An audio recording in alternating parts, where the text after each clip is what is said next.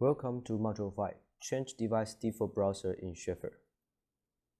In Chauffeur, when you double-click the device, system will bring up the Internet Explorer since it is the default browser selected by Chauffeur.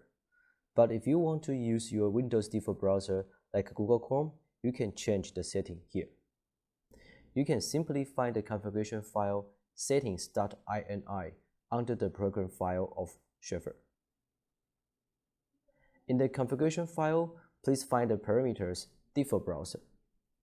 If the value is false, it will bring up Microsoft Internet Explorer. While the value is true, it will bring up your Windows default browser, such as Google Chrome, when you double-click to access the device. This demo video shows you how to change the default browser. Now, before changing the setting, let's check the current status of Chauffeur. Run the Chauffeur, find one of your camera, and double-click it. It will bring up the Internet Explorer. Okay, let's close it, and then close the Chauffeur. Then we find the setting files here. It is settings.ini. Double-click it, you'll see there is a parameter called default browser.